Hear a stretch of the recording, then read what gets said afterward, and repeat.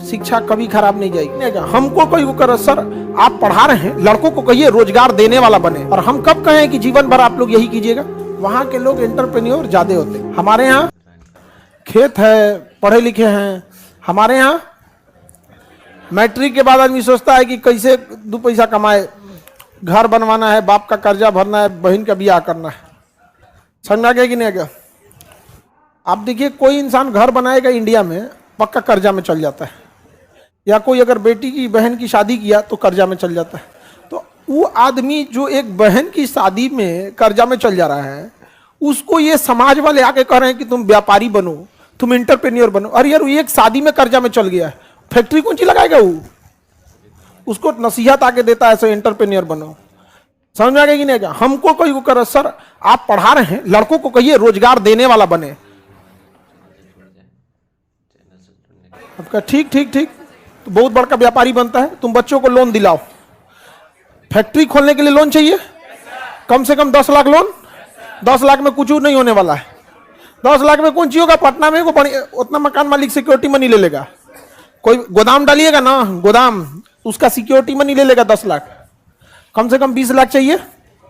तुम बैंक से लोन दिला दो 20-20, और उसकी भरपाई ये करेगा कम से कम 5 साल बाद। हम सबको अभी भेजते हैं कि तुम लोग बिजनेस करो।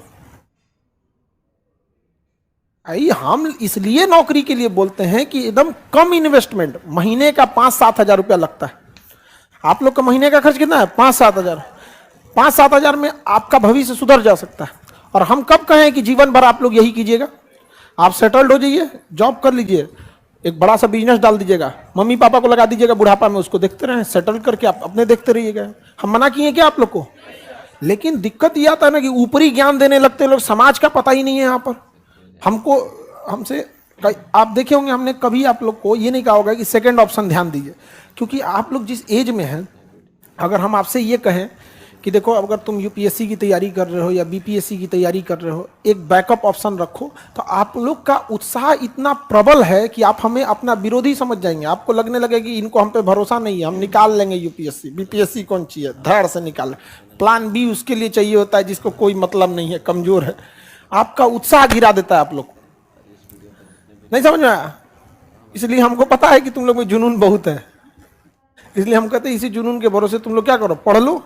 शिक्षा कभी खराब नहीं जाएगी, कभी भी फालतू नहीं जाएगी शिक्षा।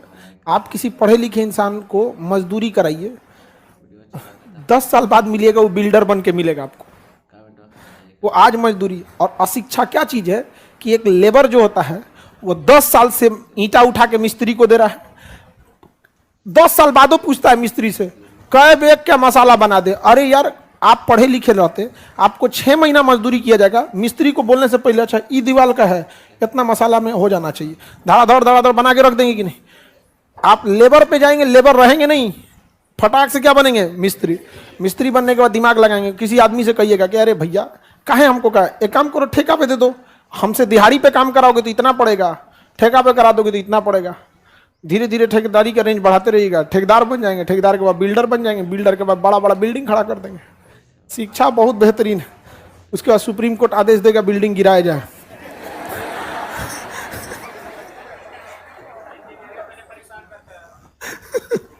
मेरा नोएडा में ट्विन टावर गिरा दिया, हम अपने आंख के सामने देखे थे। हमारा ऑफिस से थोड़ी दूर पे है ट्विन टावर, और वो गिराया हम अपने आंख के सामने देखे, बहुत भयानक गिरा, लगा भूकंप आ जाएगा। आप लोग तो टीवी पे देखे होंगे, सामने से देखे थे हम।